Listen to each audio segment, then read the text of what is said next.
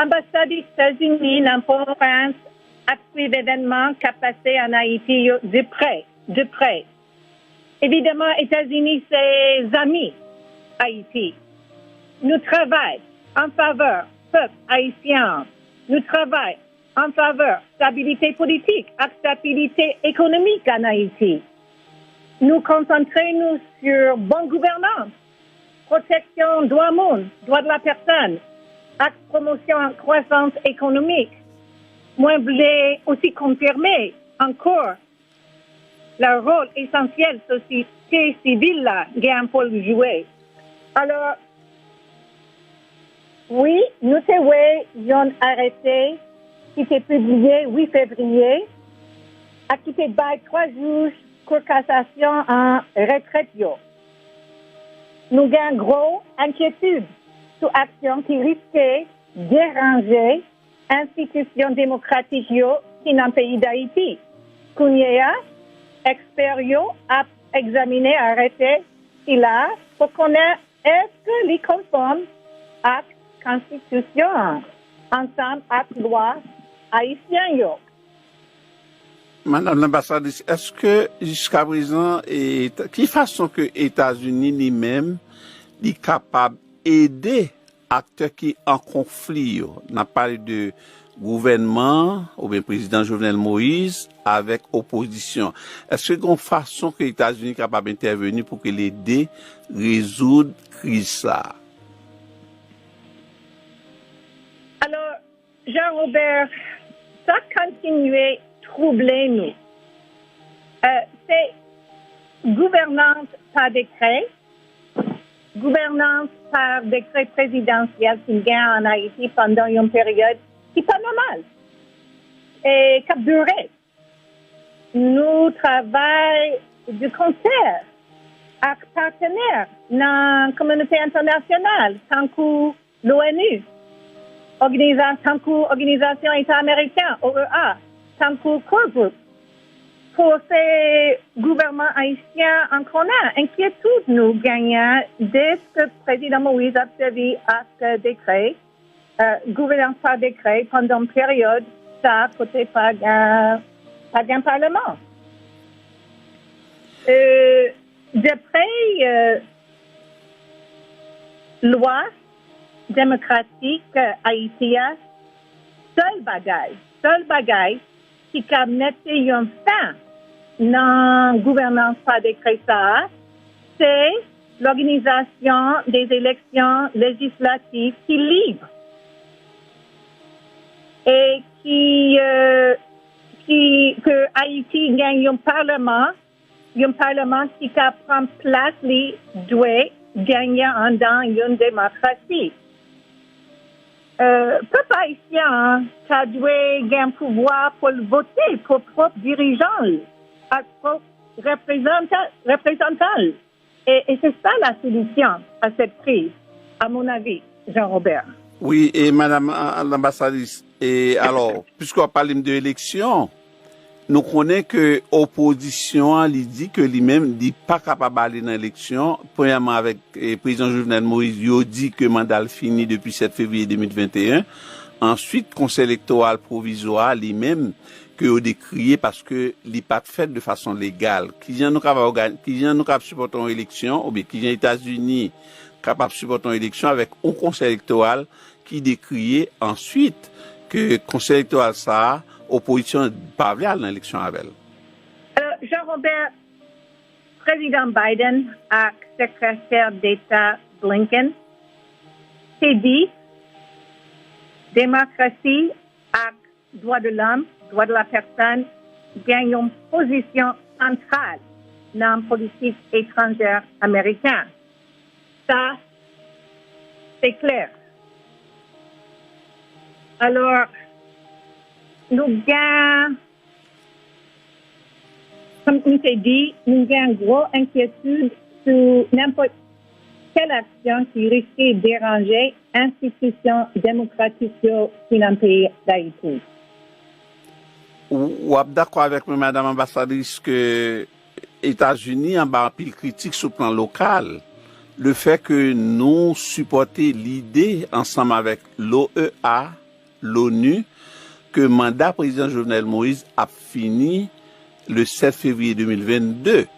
Qui réponse ou gagné pour moun sa qui critiquait position États-Unis jeudi à cette question ça alors que yo dit nous pas dit rien le 13 janvier 2020 le président Jovenel Moïse a constaté caducité de Sénat avec tout élu local tout l'autre élu.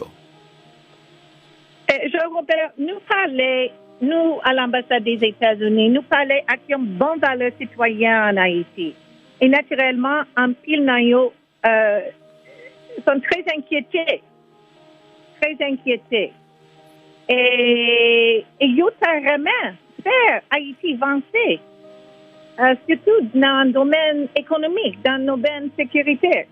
L'élection, c'est un élément essentiel pour maintenir fin à une paralysie politique qui est en Haïti depuis une année, depuis plus d'une année.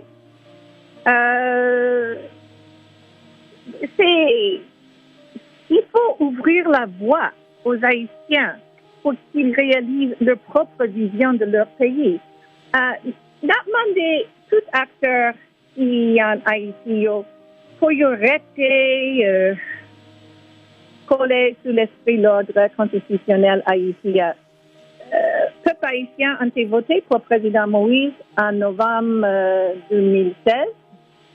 Le président Moïse s'est prêté serment le 7 février 2017 pour un mandat 5 ans, qui a fini 7 février 2022. C'est même analyse à l'Organisation État américain qui fait, l'OEA, l'Organization of American States. Ça veut dire que les États-Unis, pour qu'on y a, étant donné que nous n'avons pas encouragé le gouvernement ou bien le président Jovenel Moïse pour faire élection, ça veut dire que nous connaissons le gouvernement signé récemment un accord avec l'ONU et un basket fund pour que tu mettes 20 millions de dollars là-dedans. Est-ce que les États-Unis parient pour tes contributions financières dans le déroulement de l'élection avec référendum qui va gagner là très bientôt? Jean-Robert, évidemment, position nous gagnons depuis un an, c'est que l'élection législative, yo t'es doué fait depuis longtemps et période la côté président. C'est-à-dire que les élections législatives doivent être organisées aussitôt que possible, point de vue technique, et afin que le Parlement puisse reprendre son rôle légitime. Et il faut également organiser les élections présidentielles libres et équitables afin qu'un nouveau président élu puisse succéder au président Moïse à la fin de son mandat, comme l'OEA et d'autres l'avaient indiqué. Mais, ambassadeur Simpson, est-ce que il y a une question sécurité pour le déroulement de l'élection et tout?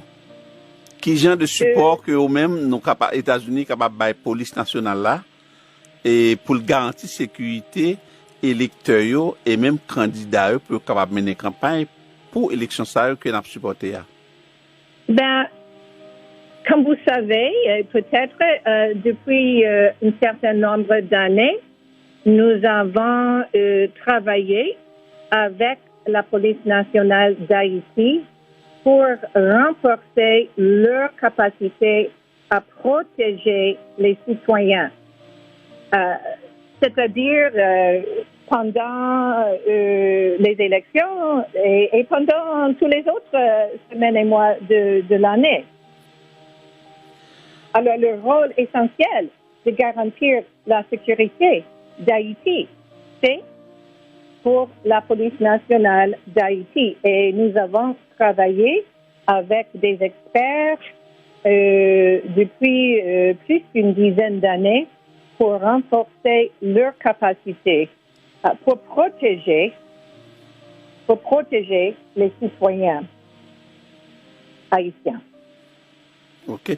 Donc, il y a une autre question qui peut être toujours venue sous tapis, et Madame l'ambassadrice, c'est question et déportation nous a fait récemment après et président Joe Biden fin prêter serment alors qu'il était demandé pour te font camper sous déportation tout le monde quel que soit côté le d'après là mais nous en Haïti ICE et fait un pile déportation dans le jour qui passé là. Est-ce que nous avons raison ou une idée de décision ça pour qui ça? Jean-Robert, ça c'est une question pour Department of Homeland Security, ICE. Alors c'est une question pour DHS là dans Washington, Jean-Robert. Oui. Et puis nous connaissons qui fait relation, qui regarde des relations actuellement et Haïti avec nouvelle administration. Est-ce que vous avez contact déjà que l'administration Jovenel Joute là prend avoir pour renforcer les relations entre États-Unis avec Haïti? Comme on t'a dit, président Biden avec notre nouveau secrétaire d'État, Tony Blinken, t'a dit très clairement que démocratie et droits de l'homme gagnent une position centrale dans la politique étrangère américaine. 7 février passé, le gouvernement dit qu'il était découvert une tentative coup d'État qui t'a fait pour assassiner le président Jovenel Moïse. Il a été arrêté 23 personnes, ensuite 23 personnes ont été réduits à 18. Il y a là-dedans un juge cour de cassation, c'est maître Ezequiel da Brésil. Alors, est-ce que nous-mêmes, nous au courant, est-ce que les États-Unis ont une position particulièrement sous tentative coup d'État ça que le gouvernement dit que les découvrir ou bien que les déjouer? Les États-Unis ont suivi la situation en Haïti à concerne, appel aux acteurs politiques d'adresser différences par les moyens paisibles. Nous comprenons, la police nationale d'Haïti a mené une enquête sur 23 personnes qui étaient arrêtées pendant le week-end du 6-7 février. Nous comprenons, le juge du Brésil s'est relâché hier. Enfin, notre résultat, enquête, la police là, enquête de la PNH. Et avant d'aller à l'ambassade de chez Michel Sisson, nous comptons pile pour interview ça et nous comptons que le fait qu'on réponde nous en créole.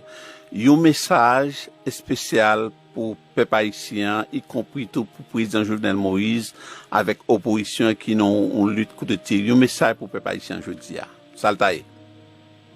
Alors, je dis, nous gagnons un impasse politique. Nous gagnons un pile défis sécuritaires, défis économiques.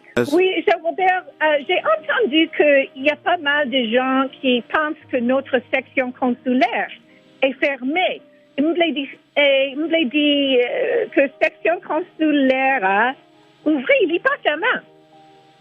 Nous baillons citoyens américains au service et nous baillons rendez-vous pour passeport américain.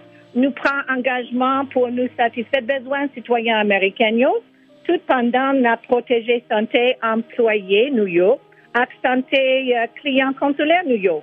Malgré la pandémie COVID-19, nous aider citoyens américains qui ont des stress nous visiter citoyens qui sont en prison et nous faciliter voyages orphelins haïtiens pour y joindre famille qui a adopté aux États-Unis. Alors, on a besoin de quitter temps passé avant de réouvrir service pour visa habituel, mais toutefois, nous comptons par service visa qui limité pour qui jeunes, cas priorité médicale, humanitaire, cas priorité tant qu'étudiants aussi.